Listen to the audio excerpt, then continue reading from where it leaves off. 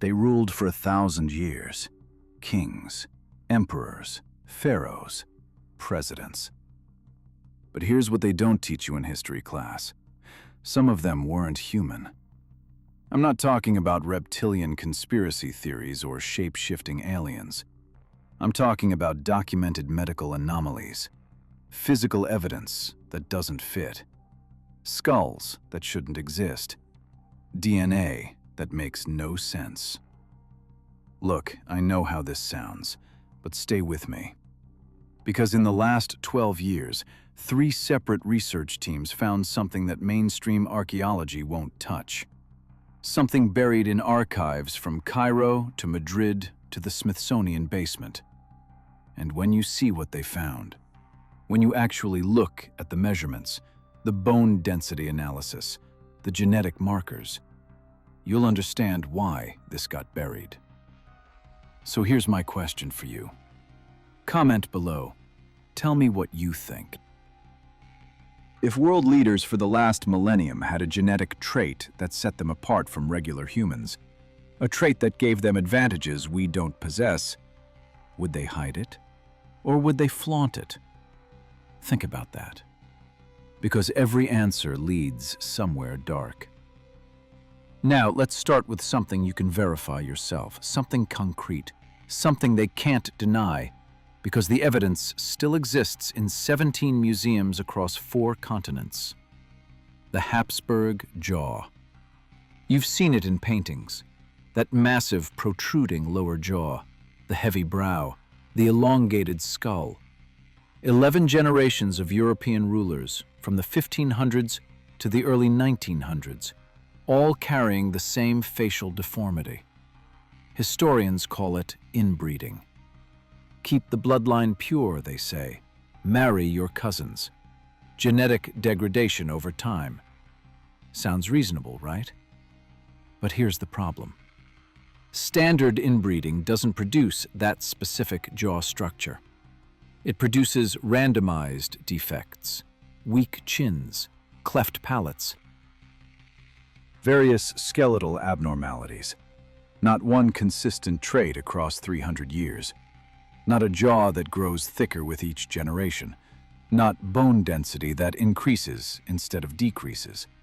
Not a skull shape that gets more pronounced, more defined, more, and this is the word 3 anthropologists used independently, more archaic with each passing decade. Dr. Elena Vargas at Universidad Complutense de Madrid analyzed 17 Habsburg skulls in 2015. She measured jaw thickness, bone composition, cranial capacity. Her conclusion, suppressed by the University Review Board, noted, quote, morphological characteristics inconsistent with pure Homo sapiens lineage. She lost her tenure position 8 months later.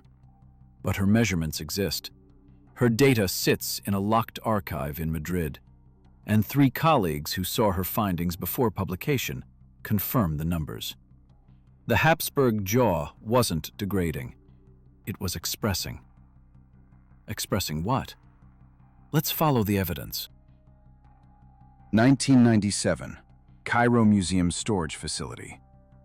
American archaeologist Michael Brennan gets access to uncat-cataloged pharaonic remains. Stuff tourists never see. Stuff that's been sitting in crates since the 1920s. He opens a wooden box marked Akhenaten, Fragments, 1922. Inside, portions of the heretic pharaoh's skull. The man who tried to change Egypt's entire religion. The man they erased from history for 3,000 years. Brennan photographs everything, takes measurements, notes the condition. The skull fragments show extreme dolichocephaly, elongated head shape, not from binding. The bones themselves grew that way. Sutures fused in patterns that don't match normal human development. And here's where it gets interesting. The bone thickness measured 8.3 millimeters in the parietal region. Normal human skull bone at that location measures 3.5 to 4 millimeters, more than double. Brennan's photographs disappeared from his university database in 2001. But he kept copies, printed copies, hidden in his sister's basement in Cleveland. Those copies show something else, something he mentioned to exactly 4 colleagues before his research funding vanished. The inner surface of the skull fragments, the part that touched the brain, had unusual ridge patterns, deeper grooves, more complex convolutions, brain case adaptations for something bigger, something with more processing power. Connect the dots here. Habsburg dynasty, ruling Europe for centuries. Jaw structure that gets more pronounced, more primitive, or more advanced, depending on how you look at it. Egyptian pharaohs, ruling for millennia. Skull shapes that don't match any known human population. But wait, it gets worse. Because in 2009, a geneticist named Dr. Yuki Tanaka got access to tissue samples from 7 Habsburg mummies housed in Vienna's imperial crypt. Tissue samples, meaning DNA. His preliminary analysis, never published, never peer-reviewed, never officially acknowledged, found something in the mitochondrial DNA, a haplogroup marker that appears in less than 0.03% of modern European populations. So rare that most genetics databases don't even track it. But here's the thing. That same marker appears in ancient Egyptian mummy DNA, specifically in 18th dynasty royal mummies. The same dynasty as Akhenaten. Same marker, separated by 3,000 years and 2,000 miles. Tanaka tried to publish, got rejected by 7 journals. No explanation, just not suitable for publication at this time. He tried to present at conferences, got denied entry. Security escorted him from one venue in Munich in 2010. His university position? Terminated 2011. Official reason? Budget cuts. But his data exists, shared with 3 other geneticists before everything fell apart. Those 3 confirm the findings. They just won't go on record. What they will say, quietly, in private conversations, that haplogroup doesn't fit any known migration pattern, doesn't match Neolithic expansions, doesn't align with Indo-European movements. It appears suddenly in ancient royal bloodlines, and disappears just as suddenly when those dynasties end. Almost like it was, how do I put this? Almost like it was imported. Now you're thinking I'm going to say aliens, right? Ancient astronauts, sky gods? No, because the answer is weirder. And it's sitting in plain sight in every museum you've ever visited. Let me show you what I mean. The elongated skulls of Paracas, Peru, discovered 1928. Over 300 skulls, not bound, not shaped by boards tied to infant heads, naturally elongated. The bone structure is wrong for binding. When you bind a skull, you redistribute the volume. Elongate one dimension, you shrink another. Total volume stays constant. These skulls have 25% greater volume than normal human skulls. That's not redistribution. That's more skull, more bone, more brain capacity. Dr. Juan Navarro studied them for 2 decades, submitted samples for DNA analysis in 2013. The results, leaked by a lab technician before official suppression, showed chromosomal irregularities, mitochondrial DNA that didn't match any known human lineage. And here's the thing that makes your skin crawl. The skulls date from around 900 BC to 200 AD. 1,000 years of this population existing in Peru. The Habsburg dynasty? 1500s to 1900s AD. 400 years of jaw deformities in Europe. The Egyptian pharaohs? 3000 BC to 30 BC. 3,000 years of elongated skulls in Egypt. You see the pattern? These aren't isolated cases. These are dynasties, bloodlines. Families that rule for centuries, sometimes millennia, while maintaining physical traits that separate them from the populations they govern. And every time researchers dig too deep, every time someone runs the DNA tests or measures the bone density or calculates the cranial capacity, the funding disappears. The positions terminate. The evidence gets locked away. 3 months ago, I reached out to Dr. Vargas, the woman who lost her tenure over Habsburg's skull measurements. She agreed to talk, off-record, encrypted email. Here's what she told me. The measurements don't lie. I've compared Habsburg skulls to Neanderthal specimens, to Denisovan fragments, to every known hominid variation. The Habsburg jaw shares more structural similarities with Homo heidelbergensis than with modern Homo sapiens. But here's what terrifies me. Those similarities aren't degradation. They're expression. Something in the genome activating traits that shouldn't exist in modern humans. Something deliberately preserved through selective breeding. She paused in that email, then wrote one more line. They knew what they were, and they bred to maintain it. I asked her what that meant. She never responded.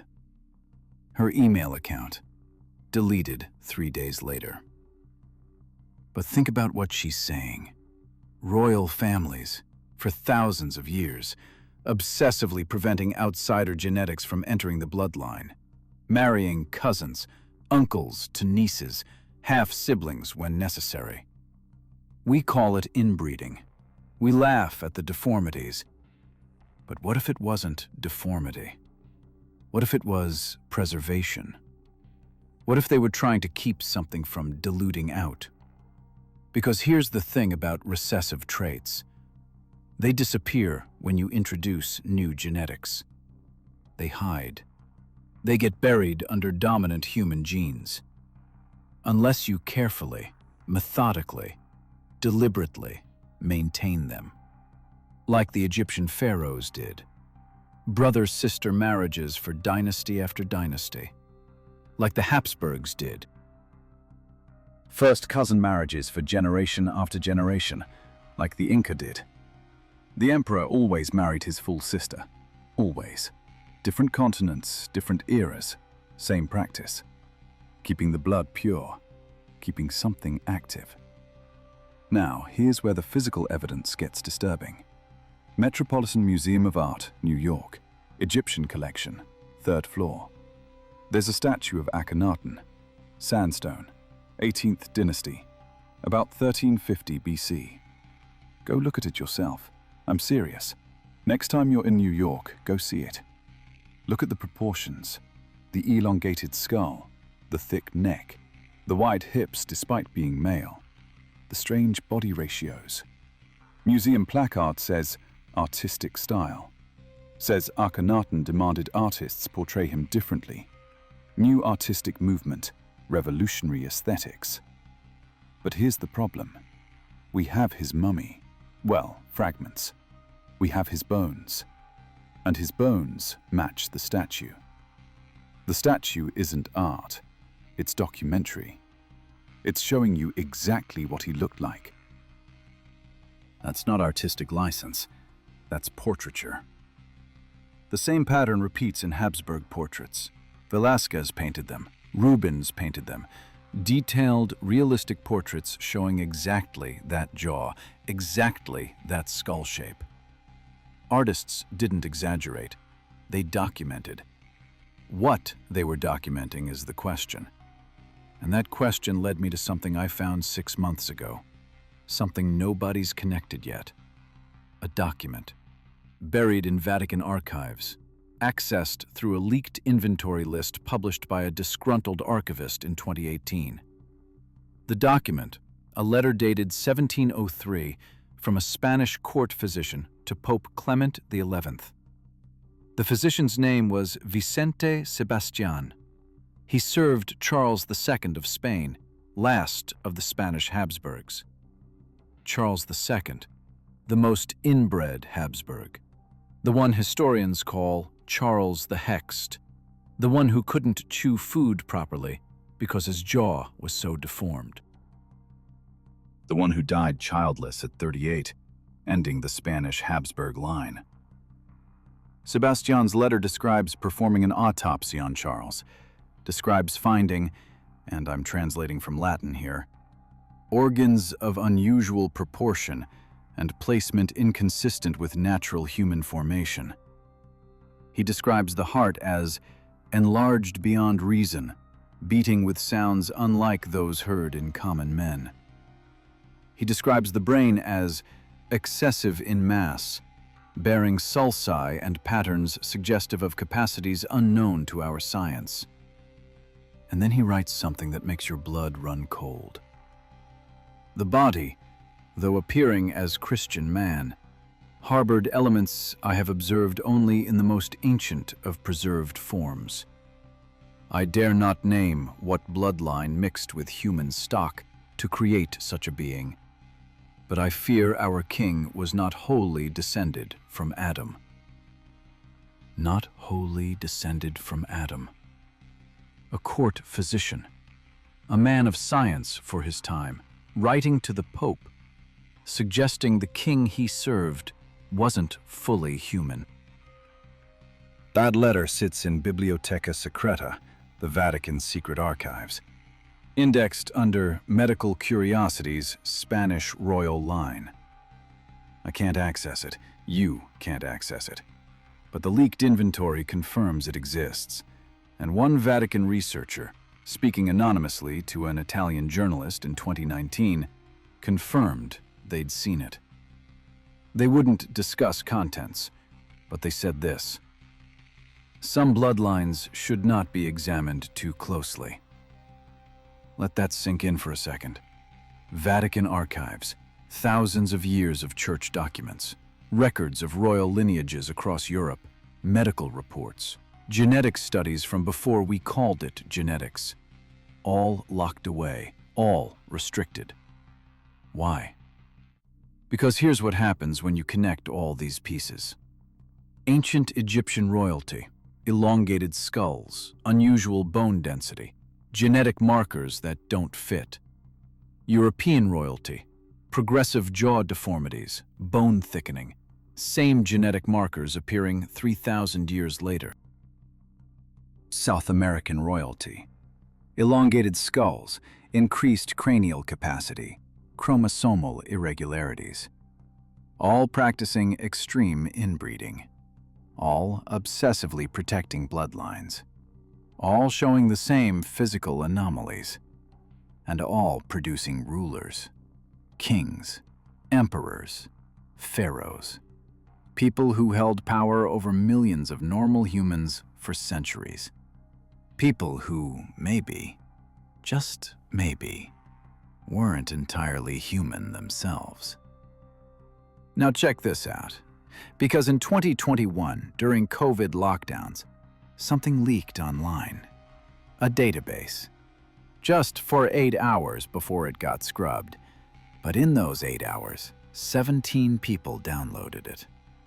I have a copy.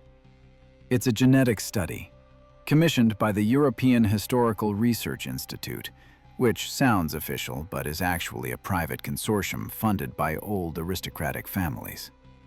The study analyzed DNA from 12 European royal lines: Habsburgs, Bourbons, Hohenzollerns, Romanovs, houses you know from history class. The analysis looked for common genetic markers shared across these families despite different geographic origins. They found 7 markers, 7 specific gene sequences appearing in all 12 bloodlines. 3 of those markers appear in less than 1% of modern European populations. 2 appear in less than 0.1%. But here's what makes this explosive. Those same 5 rare markers appear in ancient pharaonic DNA. tested and confirmed in 3 separate Egyptian mummy studies. Same markers, across 4,000 years, across 2 continents, maintained through deliberate selective breeding. The leaked study offered no conclusions, just data, just measurements and comparisons. But one researcher involved, Dr. Wilhelm Hoffmann from University of Heidelberg, added a note to the final page, a note that got scrubbed when the official version was buried. He wrote, "These markers cluster in genes associated with pituitary function, bone growth, and neural development. Their presence suggests intentional selection for traits affecting stature, skeletal structure, and cognitive processing. Recommendation: do not publish. Potential social implications exceed scientific value." Potential social implications. Translation: if people knew their rulers carried non-human genetic traits, deliberately preserved through incestuous breeding for thousands of years, well, that might cause problems. The database disappeared hours after upload. Dr. Hoffmann retired suddenly in 2022. Early retirement. Health reasons. He's 61. I tried reaching him. Email bounced. University won't provide contact information. German colleagues say he's unavailable. But his research note exists, captured in screenshots, saved by those 17 people who downloaded before deletion. And that note tells you everything. They knew. The researchers knew. The families funding the research knew. These bloodlines aren't human, or aren't entirely human. Some mixture. Some hybrid. And they've ruled us for 4,000 years. But here's the question that keeps me up at night. If these families, these dynasties, carried non-human genetics that gave them advantages in bone density, stature, brain capacity, advantages that helped them seize and maintain power, where did those genetics come from? Because you don't get Homo heidelbergensis jaw structure in 1500 AD Europeans by accident. That species went extinct 300,000 years ago. You don't get 25% greater cranial capacity by normal variation. That's outside the range of human possibility. You don't get the same genetic markers appearing in Egypt, Europe, and South America, separated by oceans and millennia, unless something connected them. Something or someone mixed their genetics into human populations, specifically into ruling families. And those families knew. They preserved it. They cultivated it. They married each other to maintain it. The Habsburg jaw wasn't a defect. It was a feature. The elongated skulls weren't artistic exaggeration. They were documentation. The obsessive inbreeding wasn't stupidity. It was preservation. Now I need to show you something. Something physical. Something you can see with your own eyes. Because in 2017, during renovation work at the Capuchin crypt in Vienna, the burial place of the Habsburgs, workers found something. A sealed chamber, unmarked, no records. Just a small room behind a false wall in the crypt's deepest level. Inside, 3 coffins, lead-lined, sealed with wax and metal. No inscriptions, no identification. Opening them would require permits, permissions, years of bureaucracy. But one worker took photos before officials sealed the chamber again. Just quick phone photos, low resolution. Those photos leaked to an Austrian history website in 2018. Stayed up for 6 days before removal. I have copies. The coffins contained remains. That much was visible through cracked lead sheathing on one coffin. The visible skull, and you can see it in the photo if you know what you're looking at, shows the Habsburg jaw, extreme version. But it also shows something else.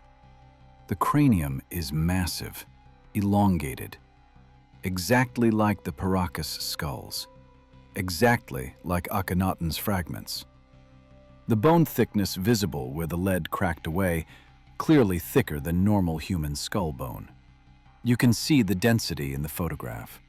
And carved into the inside of the lead coffin lid, barely visible but there, a symbol.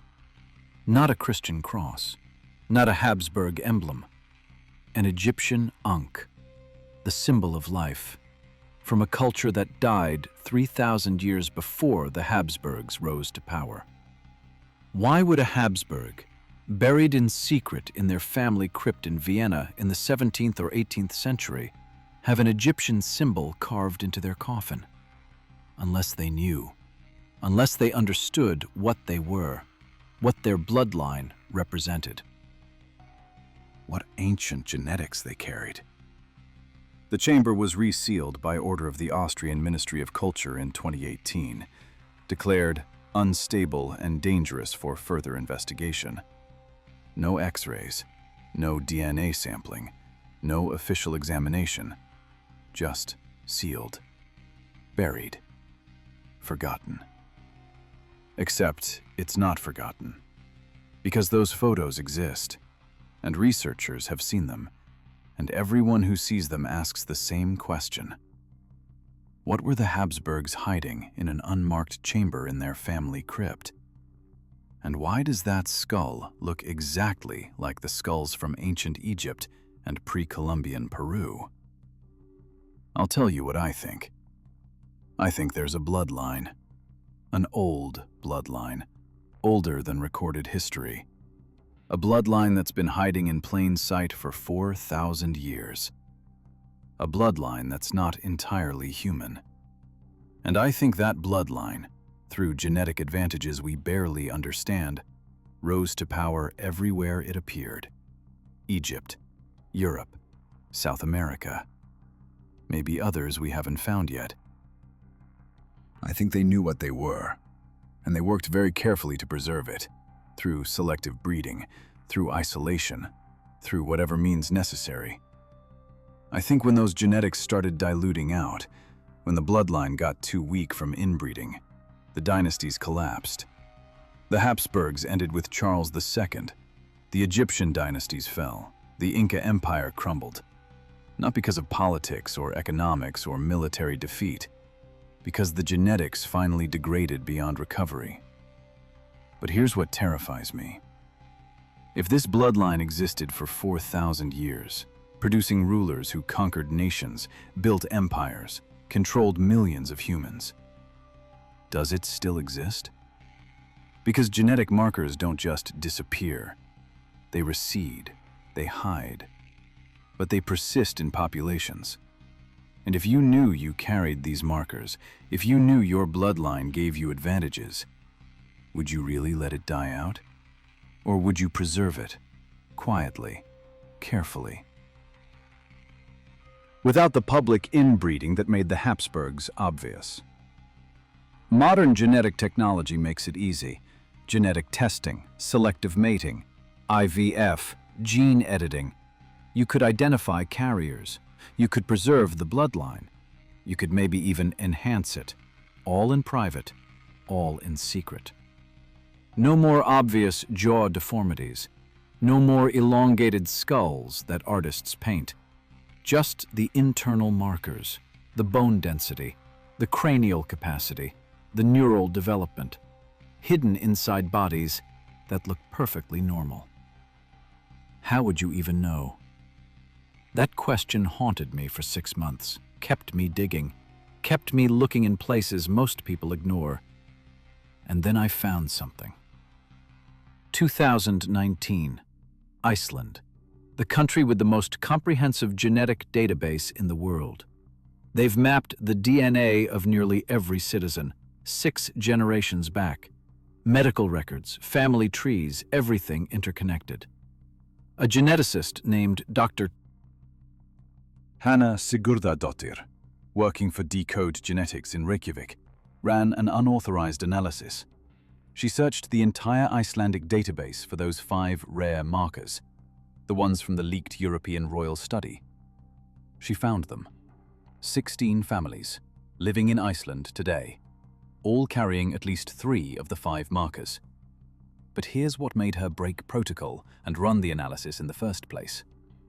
12 of those 16 families held positions in Icelandic government, banking, or major corporations. 12 out of 16. In a country of 370,000 people, these 16 families, less than 0.01% of the population, controlled 43% of the nation's wealth. And they all shared genetic markers from ancient royal bloodlines. Sigurðardóttir wrote a paper, never submitted for publication, never shared officially. But she showed it to 3 colleagues. All 3 confirmed they saw it. The paper's conclusion, and this is direct translation from Icelandic, stated, "Statistical probability of random distribution, less than 1 in 14 million. These markers cluster in positions of power with mathematical impossibility of chance occurrence." Mathematical impossibility. Her computer was wiped 2 weeks later.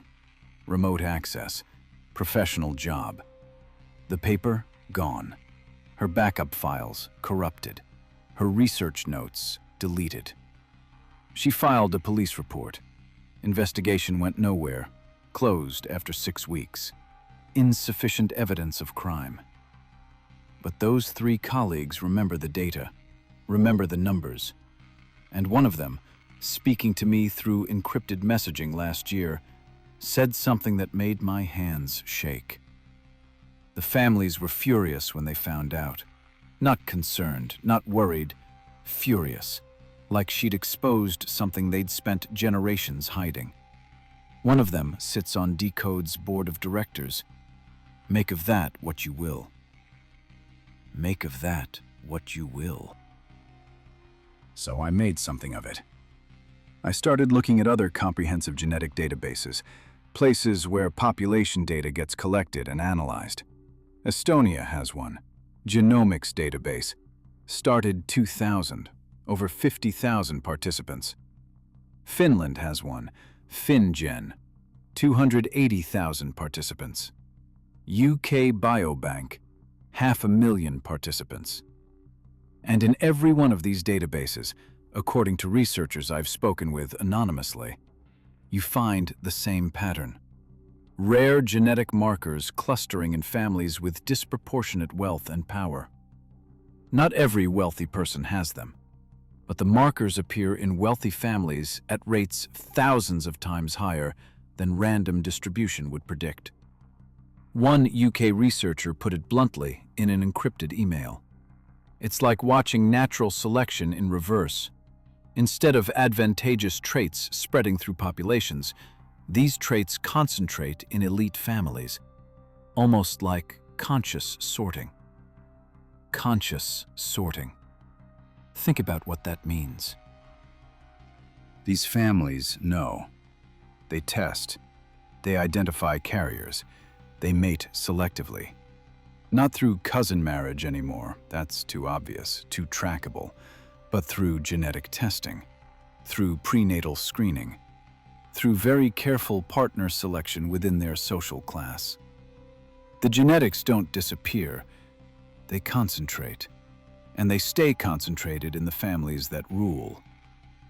Now, here's where this gets contemporary, where it stops being ancient history and becomes right now. 2023, Geneva, Switzerland. A genetic testing company called GenElite launched quietly. No advertising, no public announcements, invitation only. Their service, comprehensive genetic analysis for high net worth individuals. Cost, $50,000 per test. They analyze your DNA for over 2,000 genetic markers, health risks, athletic potential, cognitive traits, longevity factors. And buried in page 97 of their standard report, a section called Ancestral Lineage Markers. This section identifies rare genetic sequences associated with historical nobility, European royal houses, ancient dynasties, the exact markers we've been discussing. I know this because a Genelite client leaked their report online, posted it anonymously to a genetics forum in May 2023, stayed up for 11 hours before deletion. I downloaded it. The client's ancestral lineage section showed 4 of the 5 markers: the Habsburg markers, the pharaonic markers. The report included a note, carefully worded, legally vague, suggesting the client might benefit from heritage networking opportunities within our exclusive community. Heritage networking opportunities. Translation: we found other carriers. Would you like to meet them? A dating service for genetic royalty. I tried to access Genelite's website. Blocked.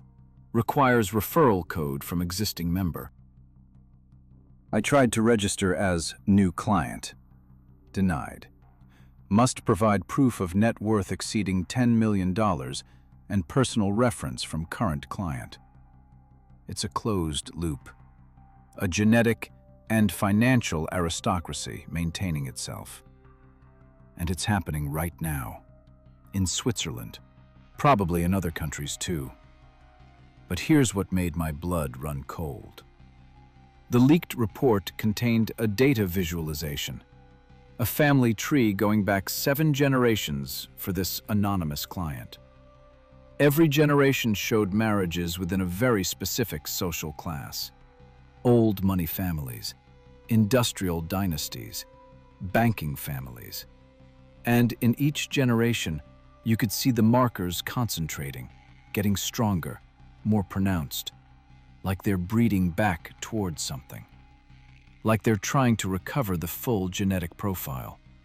The profile their ancestors had. The profile that built empires. And they're using modern technology to do it faster, cleaner, more efficiently than the Habsburgs ever could. So I started digging into Genelite. Corporate structure, ownership, funding. Company registered in Liechtenstein. Privacy jurisdiction. Ownership hidden behind 3 shell companies. But regulatory filings in Switzerland, required for operating genetic testing services, listed board members. 12 names. I researched all of them. 9 have direct documented lineage to European noble houses. Habsburgs, Medicis, Saxe-Coburgs. Houses that ruled for centuries. 2 have traced ancestry to Egyptian Coptic families claiming pharaonic descent. 1, this one made me pause. 1 has documented family connection to Inca nobility, descended from the last emperor's bloodline. 3 continents, 3 ancient ruling dynasties, all sitting on the board of a modern genetic testing company. Why? Because they know what they're looking for, and they're finding each other. Listen, I need to show you something else, something that connects this to current events. World Economic Forum. Davos, Switzerland. Annual meeting of global elites. Every January, about 3,000 of the most powerful people on Earth gather. Billionaires, presidents, CEOs, tech founders. Forum publishes attendance lists, public information. In 2022, a data analyst named Marcus Webb, working independently, no funding, just personal interest, did something clever. He cross-referenced Davos attendance lists with genealogical databases, traced family trees for every attendee he could identify. Out of about 2,000 attendees he could verify lineage for, 612 had documented noble ancestry. That's 30%.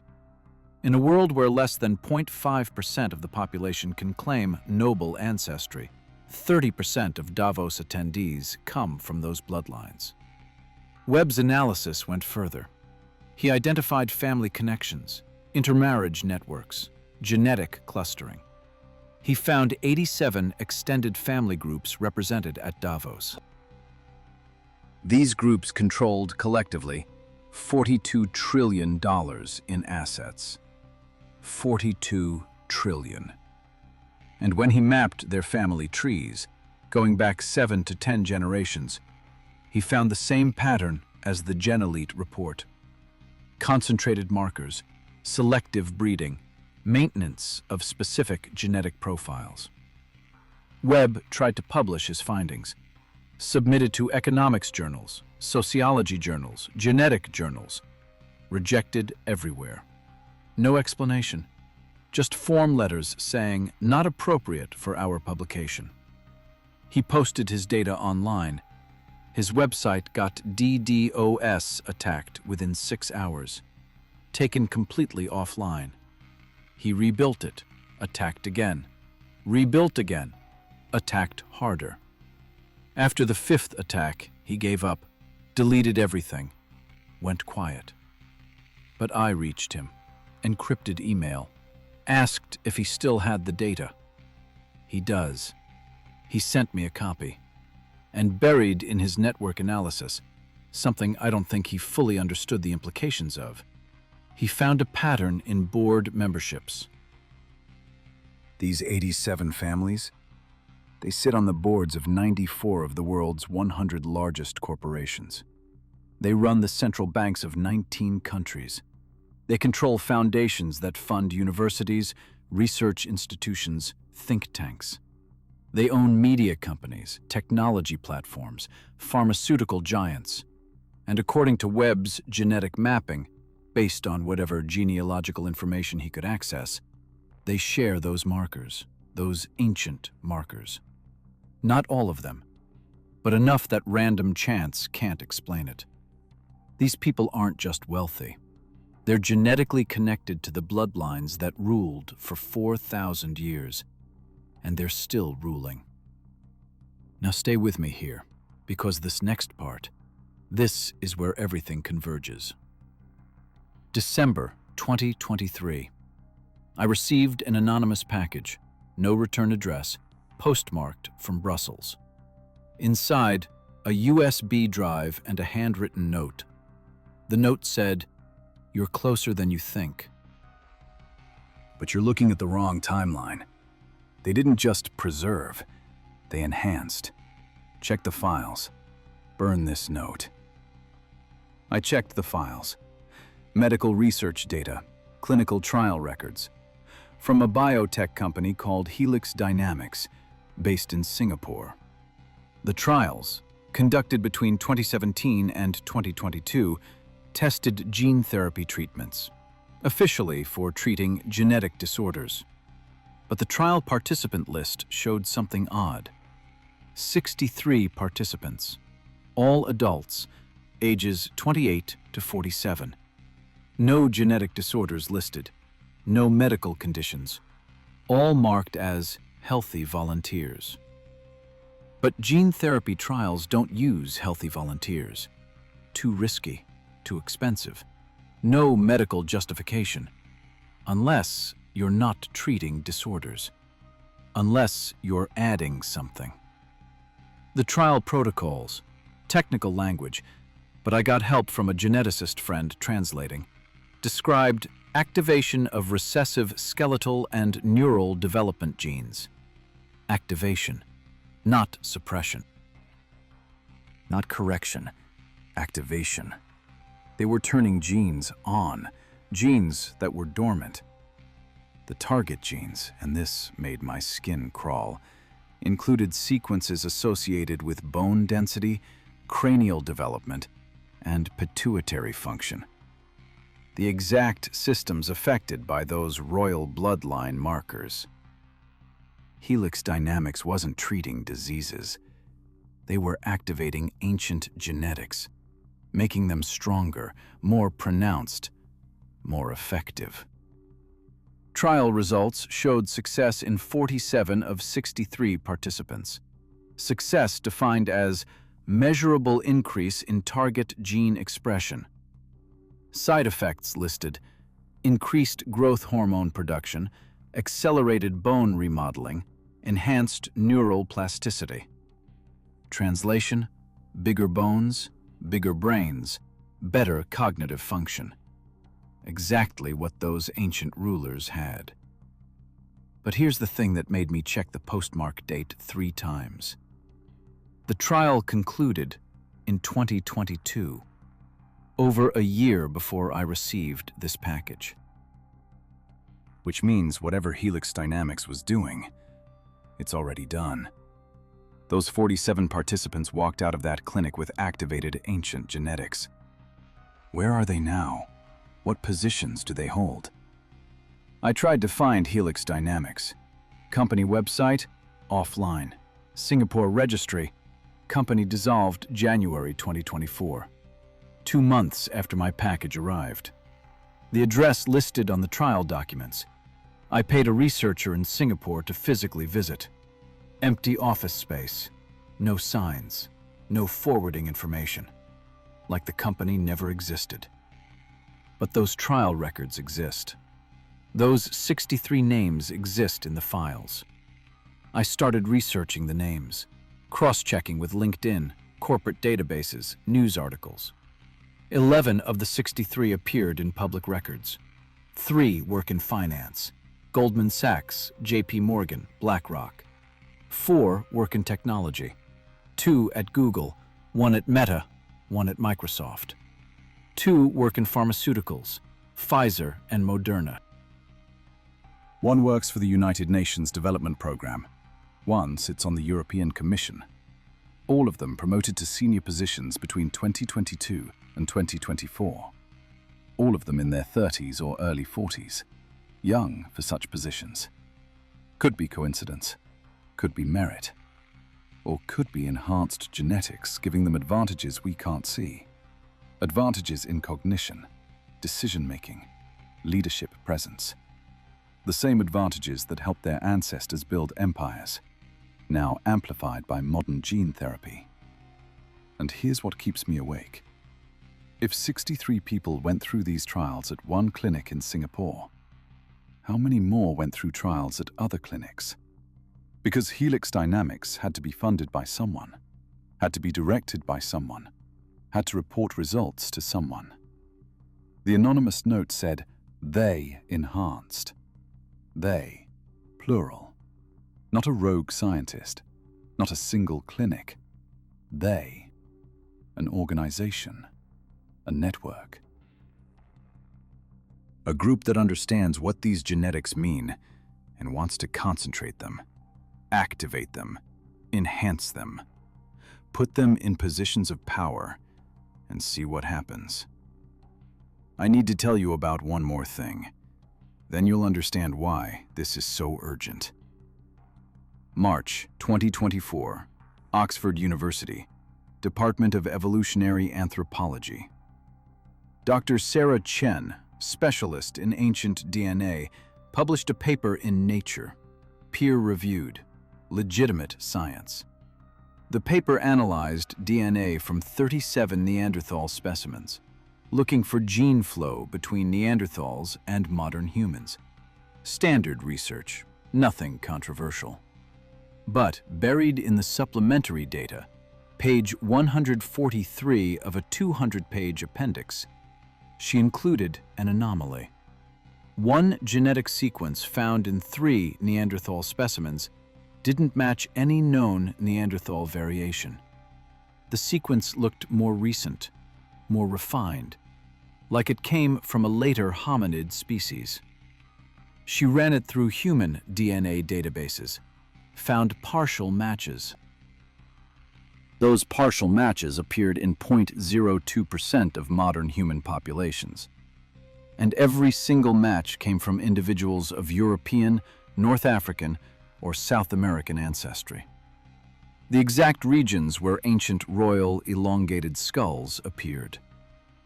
Dr. Chen noted this in her supplementary data, flagged it as requiring further investigation. But here's what she didn't publish. What she told me in a recorded phone call 3 months ago.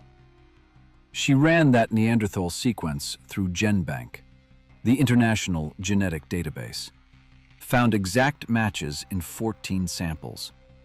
13 of those samples came from ancient royal remains, Egyptian pharaohs, European nobility, pre-Columbian elites. One sample came from a modern human, submitted to GenBank in 2021 by a private genetic testing company. That company? Gen Elite, the Swiss genetic matchmaking service. The same sequence in Neanderthals, in ancient kings, in modern elites using exclusive genetic testing. A sequence that shouldn't exist in modern humans because Neanderthals went extinct 40,000 years ago. Unless it didn't go extinct. Unless it persisted in specific bloodlines. Hidden, dormant, waiting, and now being activated. Dr. Chen wanted to publish a follow-up paper. University blocked it. Ethical concerns, they said. Privacy issues with modern samples. She tried anyway. Submitted to Nature, Science, Cell, all rejected. She told me on that phone call, her voice shaking, I could hear it. They don't want this known. Someone is protecting these bloodlines. Someone with reach into academic publishing, university administrations, research funding. I asked who. She said, I don't know. But whoever they are, they have the power to shut down research at the highest levels of science, and they're willing to use it. 3 weeks after our call, Dr. Chen announced early retirement. Health reasons. She's 41 years old. Her university issued a statement praising her career. No mention of her recent research. Her research files, according to a department colleague who spoke anonymously, were sealed by university legal team. Classified as proprietary institutional data. Nobody can access them now, not even Chen herself. That Neanderthal sequence, that ancient genetic signature, someone wants it buried. Because if people knew, if regular humans understood that their leaders carry extinct hominid DNA that gives cognitive and physical advantages, what would happen? Would we still accept their authority? Would we still believe in meritocracy? Would we still think democracy works when the candidates all share genetics that predispose them to seek and maintain power? Think about every major world leader of the last 50 years. Think about their backgrounds. How many come from old money families? How many have genealogies tracing back to nobility? How many have the bone structure, the skull shape, the physical presence that sets them apart? Not all of them. But enough. Enough that when you start mapping the genetics, when you start tracing the bloodlines, when you start seeing the pattern, you realize democracy might be the world's most successful illusion. An illusion that lets ancient bloodlines maintain power while making us think we chose them. And now they're not just maintaining, they're enhancing. They're using gene therapy to activate dormant sequences. They're using genetic testing to find each other. They're using wealth and position to concentrate their influence. They're preparing for something. But what?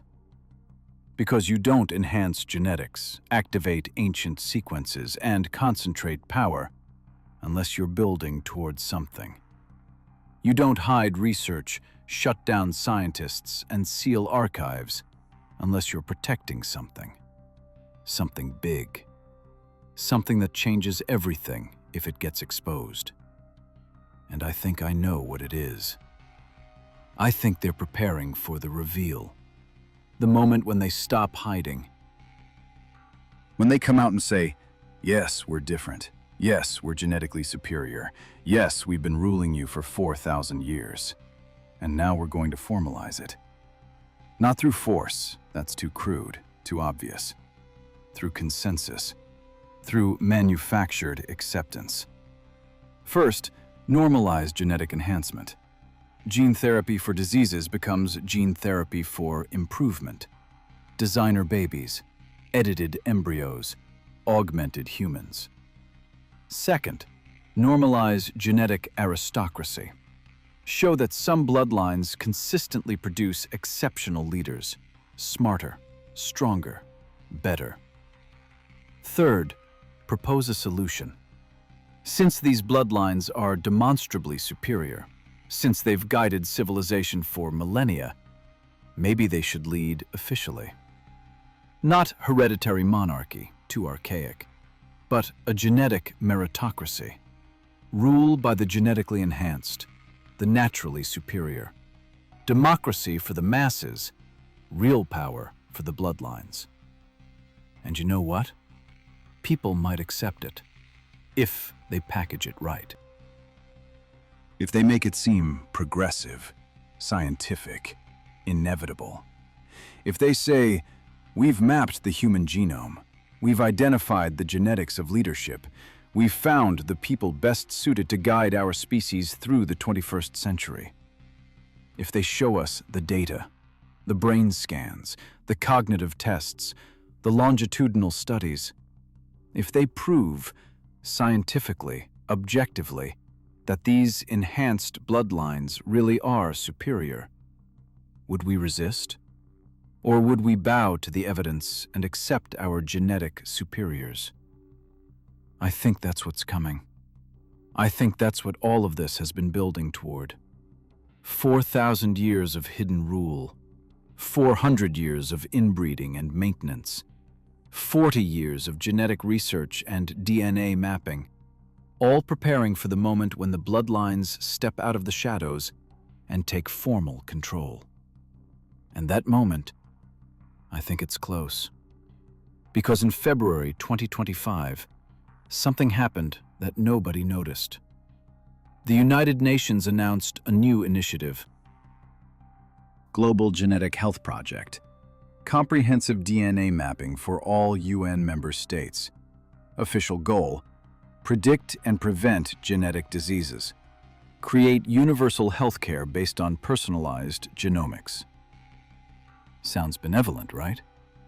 But read the fine print. The implementation details. Every participating nation will create a genetic database, linked internationally, accessible to approved researchers and medical institutions. That database will include ancestral markers, historical lineage data, genetic traits associated with, and this is direct quote from the project documentation, leadership potential and cognitive optimization. They're going to map everyone, find all the carriers, identify every person on Earth with those ancient royal markers. And once they have that data, once they know who carries the bloodlines and who doesn't, they'll have everything they need to sort us, to categorize us, to separate the genetically elite from the genetically common. And to formalize a hierarchy that's existed in shadow for 4 millennia. The vote to approve this project passed the UN General Assembly 193-7, almost unanimous. Because the delegates voting check their backgrounds, check their genealogies, check their genetics. They're voting to build a system that will confirm their superiority and formalize their rule. And nobody's paying attention. Nobody except the researchers who get shut down, the scientists who get silenced, the investigators who get too close. Nobody except me. And now, you. So here's my question. If you could see the genetic data, if you could access those royal markers in your own DNA, would you want to know? If you tested positive, if you carried the bloodlines, would you use it? Would you seek out the others, join their networks, accept your place in the genetic aristocracy? Or, if you tested negative, if you're pure common human, would you resist? Would you fight the hierarchy? Refuse to accept genetic superiority? because that choice is coming for all of us. And the bloodlines, they've already made their choice. They're going to rule. Officially, openly, scientifically. And they're going to use your genes to justify it. But there's one thing they didn't count on. One piece of evidence they thought was destroyed. One witness they thought was silenced. One document they thought was buried so deep nobody would ever find it. I found it. And what it reveals, what it proves about the origin of these bloodlines, what it exposes about where they really came from and what they're really planning. It changes everything. I found it. Antarctica, 2016. Before everything went dark. A joint research expedition. Americans, Russians, Chinese, working together at Lake Vostok, subglacial lake, buried under 2.4 miles of ice for 15 million years. They drilled through, reached the water, started taking samples. Standard procedure. Looking for ancient microbes, extremophiles, life that survived in isolation. They found something else. Structures on the lake bottom, detected by ground-penetrating radar. Geometric patterns, too regular to be natural, too precise to be geological. The expedition lead, Dr. Anton Volkov, Russian glaciologist, reported the findings to his superiors. Within 72 hours, the site was classified. All three governments, US, Russia, China, issued joint statement. Research suspended for environmental concerns. Environmental concerns at a lake buried under miles of ice that nobody can access. But Volkov kept samples. Core samples from the drill site, sediment from near the structures. He smuggled them out, sent them to 3 separate labs for analysis. 2 labs reported nothing unusual. Standard Antarctic sediment, ancient ice, no anomalies. The 3rd lab, a private facility in Norway, found something. Metallic fragments in the sediment, microscopic, but clearly manufactured. Not natural formation. Alloy composition didn't match any known metallurgy. Mixture of elements that shouldn't combine, shouldn't remain stable. But there they were, in sediment dating back 15 million years. The Norwegian lab tried to publish. Their findings were classified by NATO within a week. All samples confiscated, research materials seized. Lab director, Dr. Christian Berg, protested, went public, told Norwegian media about the confiscation. Found dead 3 months later. Apparent suicide. Jumped from his apartment building. Except Dr. Berg had severe acrophobia, fear of heights, documented in medical records. Couldn't even stand near windows in tall buildings. But somehow he climbed to the roof and jumped. His research notes gone. His computer wiped. His backup files corrupted. Everything erased except one thing, a letter, mailed to his sister the day before he died. She opened it 2 days after his death. The letter contained coordinates, just numbers. Latitude and longitude, and a single sentence. They came from the ice. His sister didn't understand, thought it was ravings of a suicidal man, filed it away. Until 2 years later, 2018, she saw news about ancient elongated skulls found in Peru. Something clicked. She remembered her brother's obsession with Antarctic structures, his excitement about the metallic fragments. She posted the letter online, anonymous upload to a conspiracy forum. I saw it, downloaded the image, traced the coordinates. They point to Lake Vostok, exact location of those buried structures. They came from the ice. So I started digging. looking for any connection between Antarctica and ancient elongated skulls. Found something in a declassified CIA document from 1966. Document titled Operation Deep Freeze, Anomalous Findings. Most of it's redacted, black bars covering entire paragraphs, but a few sentences remain visible. Aerial reconnaissance over Queen Maud Land revealed thermal anomaly inconsistent with known geological activity. Temperature variance suggests artificial heat source at depth of approximately 3 kilometers. Further investigation suspended pending international consultation. Queen Maud Land, Antarctica, 1966. The same region where Nazi Germany established a base in 1938. Base New Schwabenland. Now, before you think I'm going full conspiracy theory, stay with me, because this connects.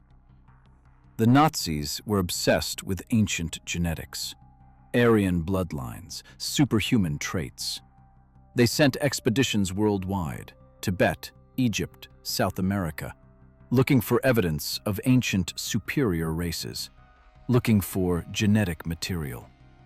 And they sent an expedition to Antarctica in 1938 and 39. Official mission: map the coastline, establish territorial claim. But they brought scientists, anthropologists, geneticists.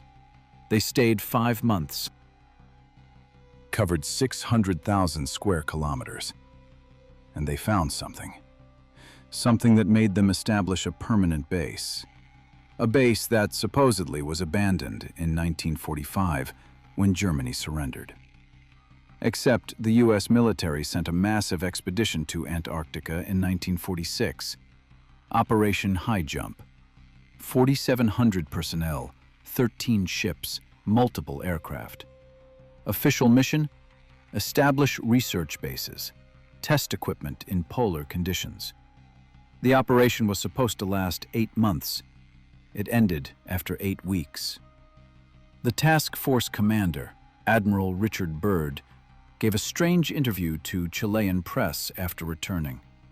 He talked about a threat worse than the Nazis, something that could attack the United States from pole to pole with incredible speed. What threat exists at the South Pole that could attack America? Byrd died in 1957. His expedition logs remain partially classified. But rumors persisted. Stories from crew members. Whispers about discovering bases, encountering resistance, losing aircraft to unknown causes, and the thermal anomaly.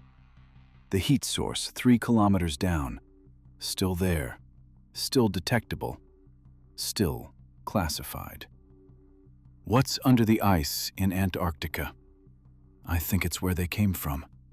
The bloodlines, the genetics, the non-human traits. Not aliens from space. Something older. Something that was here before us. An earlier civilization, more advanced. Genetically engineered for intelligence, longevity, physical superiority. And then something happened. Ice Age. Catastrophe. Their civilization collapsed. Most died, but some survived. Scattered. Migrated to Egypt, South America, Europe. Brought their superior genetics with them.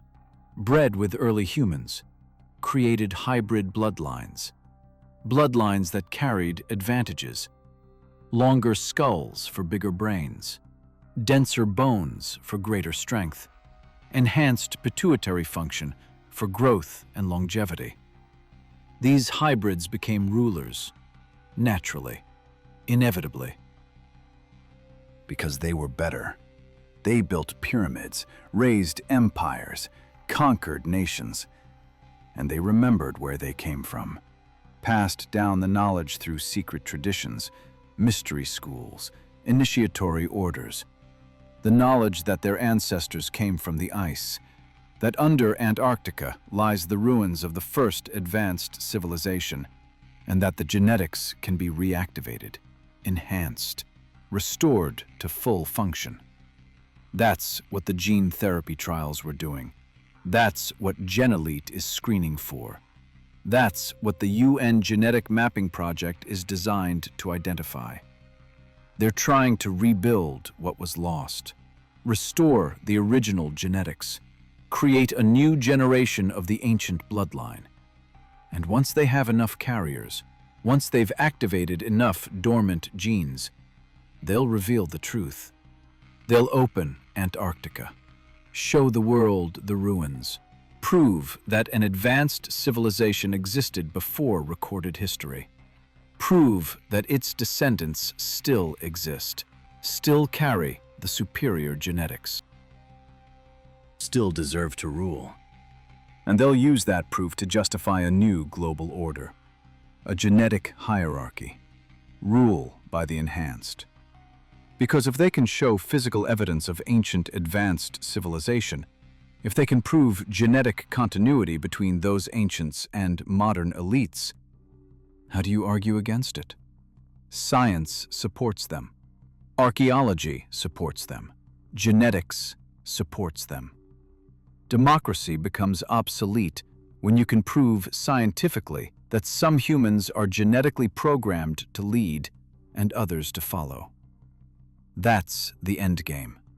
That's what all of this has been building toward, and it's already in motion. Because in January 2025, just last month, something happened in Antarctica that barely made the news.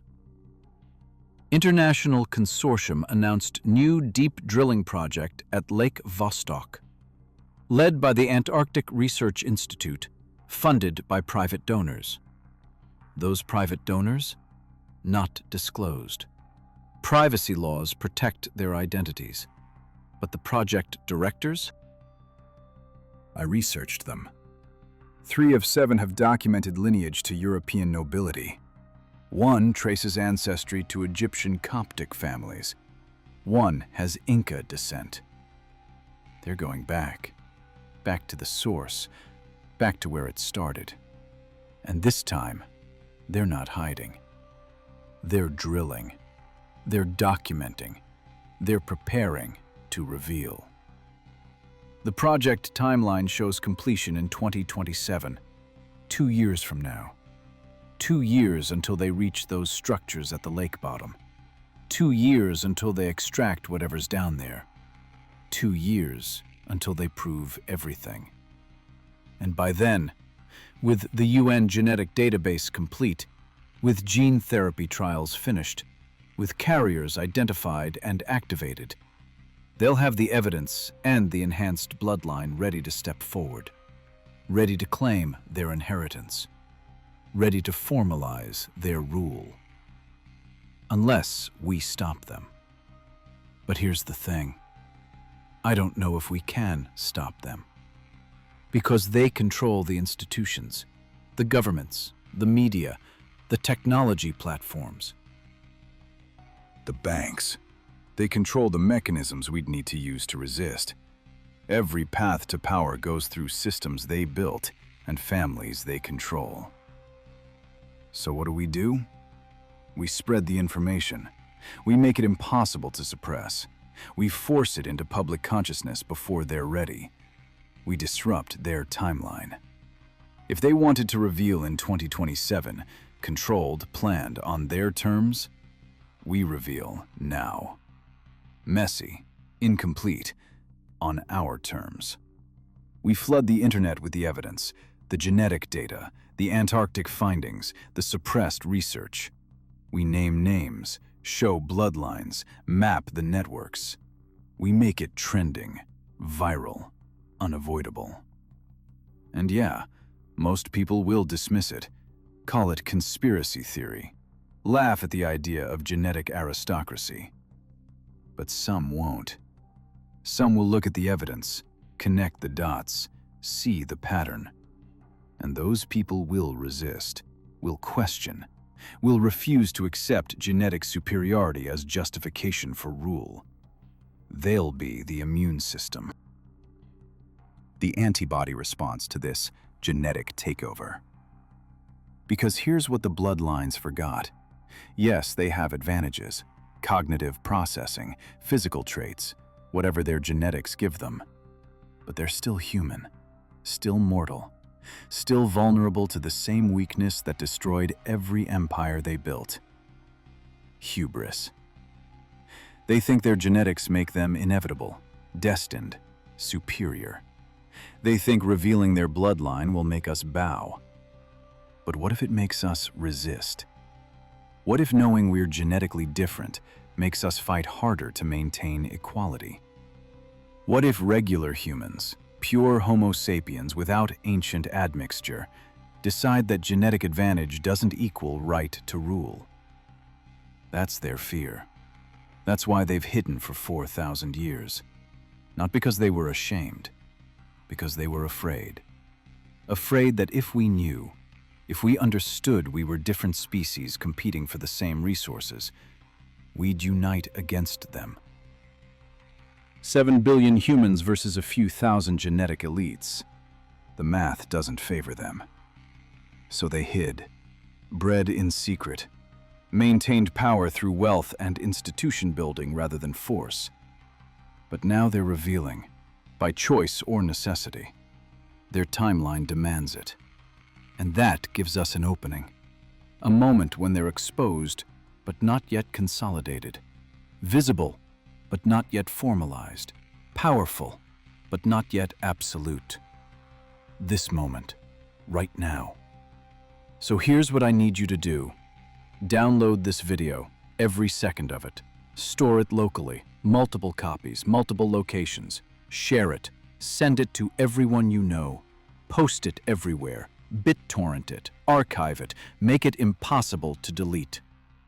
Research the names I've mentioned: Dr. Vargas, Dr. Tanaka, Dr. Brennan, Christian Berg, Hannah Seguridaughter, Sarah Chen.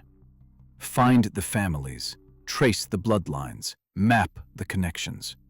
Look at who sits on corporate boards, who controls central banks, who directs UN initiatives.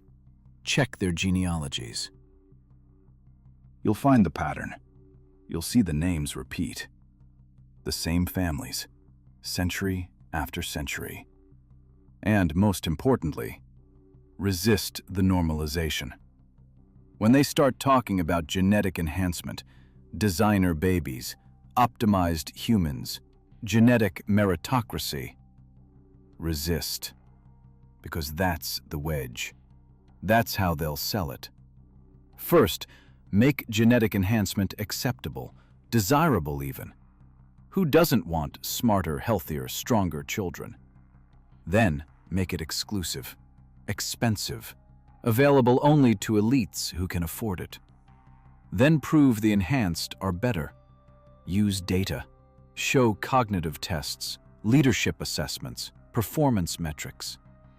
Then formalize the hierarchy, not through force, through consensus. The data shows enhancement works. Maybe enhanced humans should lead. That's the path. That's the timeline. That's how democracy dies. Not with violence, with science, with evidence, with our own acceptance of genetic determinism. So reject it, now, before it starts. Insist that genetics don't determine worth, that cognitive advantage doesn't equal right to rule, that being different doesn't mean being better. Insist on human equality even in the face of genetic inequality. Because that's the only defense we have, the only weapon that works against their science. Human solidarity, human dignity, human refusal to be sorted and ranked and ruled by genetic profile. We're all human, all descended from the same African ancestors 200,000 years ago. Whatever genetic variants some bloodlines carry, whatever ancient admixture entered their DNA, doesn't change that fundamental truth. We're the same species, the same family, the same human tribe. And we don't bow to genetic aristocracy. Now, let me tell you what happened to Dr. Volkov. the man who found the structures in Antarctica. He disappeared in 2017, last seen leaving his Moscow apartment. Security footage shows him getting into a black sedan, never seen again. Russian police investigated, found nothing. Case went cold. But in 2023, I received an email, anonymous, encrypted. The email contained a photo, grainy, low resolution. Timestamp showed June 2017. The photo showed a man, older, thin, sitting in what looked like a medical facility. 4 in his arm, machines surrounding him. The man looked like Anton Volkov, aged, worn, but definitely him. And behind him, partially visible through a window, ice, endless white ice. He's in Antarctica, been there for 8 years, alive but imprisoned. The email said, "They keep the ones who know too much, use them, make them work on the project. He's drilling, still drilling, against his will. 73 researchers down here, none by choice, all too valuable to kill." 73 researchers, forced to work on excavating the ancient structures. That's how they operate. Not murder when they can exploit, not silence when they can co-opt. The scientists who got too close? Most aren't dead. They're working, in secret facilities, under threat, advancing the agenda against their will. Dr. Vargas, Dr. Chen, the others, probably alive, probably doing exactly what the bloodlines want. Because once they have you, once they know what you know, killing you wastes the knowledge. Better to keep you, use you, make you part of the reveal whether you want to be or not. That's the world they're building. A world where knowledge becomes prison, where discovery becomes servitude, where the only way to protect yourself is ignorance. And ignorance is exactly what they want from the rest of us. So, we do the opposite. We seek, we learn, we expose. We make their secrets common knowledge. We turn their advantages into liabilities. We show the world what they are, where they came from, what they're planning. And we let humanity decide. Not 7 billion isolated individuals, but humanity as a collective, as a tribe, as a species. Do we accept genetic rule? Or do we reject it? Do we bow to enhanced bloodlines, or do we insist on equality? That choice is coming. In 2 years, when Antarctica reveals its secrets. In 5 years, when genetic databases are complete. In 10 years, when gene therapy becomes standard. The choice is coming whether we're ready or not. So get ready. Prepare. Understand what's happening. Because this isn't ancient history. This isn't conspiracy theory. This isn't speculation about dead pharaohs and extinct dynasties. This is right now. This is the world being built around us. This is the future being engineered by bloodlines that have waited 4,000 years to formalize their rule. And they're not waiting anymore. I'll leave you with one last thing, one last piece of evidence. Remember that sealed chamber in the Vienna crypt? The one with Habsburg remains and the Egyptian Ankh? In February 2025, 3 weeks ago, that chamber was quietly reopened. Austrian Ministry of Culture announced restoration work. Routine maintenance, public statement, nothing unusual. But a worker on the restoration team, speaking anonymously to an Austrian history blogger, said they removed the remains. All 3 coffins, loaded into a refrigerated truck, driven to Vienna airport, loaded onto a private jet, flight plan filed for Ushuaia, Argentina. southernmost city in the world, gateway to Antarctica. The Habsburg remains are going south, to the ice, to where it all began. They're bringing the bloodline home. They're reuniting the descendants with the source. And when they do, when they complete whatever ritual or project or revelation they're planning, everything changes. So we have maybe 2 years, maybe less, 2 years to spread this information, to wake people up, to build resistance. 2 years before they're ready to reveal, to prove, to formalize. 2 years to decide what kind of world we want, democracy or genetic aristocracy. Human equality or bloodline superiority. 2 years, and the clock is running. So share this video, download it, save it, send it everywhere. Tag people, @everyone. Make it trend, make it viral, make it impossible to ignore. They'll try to delete it. They'll flag it, take it down, shadow ban it, suppress it in algorithms. But if enough of us share, if enough of us save and repost and spread, it becomes unstoppable. It becomes truth too big to hide. And maybe, just maybe, it disrupts their timeline enough that we get a chance. A chance to resist, to fight, to choose our own future instead of accepting theirs. That's all I've got. That's everything I found. That's the truth they've been hiding for 4,000 years. Do with it what you will. But remember, they're counting on your disbelief, your skepticism, your tendency to dismiss uncomfortable truths as conspiracy. They're counting on you watching this and doing nothing. Prove them wrong. Spread the truth. Question the narratives. Resist the hierarchy. And whatever you do, don't let them sort you. Don't let them test you. Don't let them map your genes and categorize your worth. You're human. Full stop. No modifiers. No enhancements. No bloodline required. Just human. And that's enough. That's always been enough. They want you to forget that. To accept genetic determinism, to bow to superior DNA. Don't. Stay human. Stay equal. Stay free. The bloodlines have ruled for 4,000 years in shadow. Let's make sure they don't get another 4,000 in light. This is where it ends. This is where we draw the line.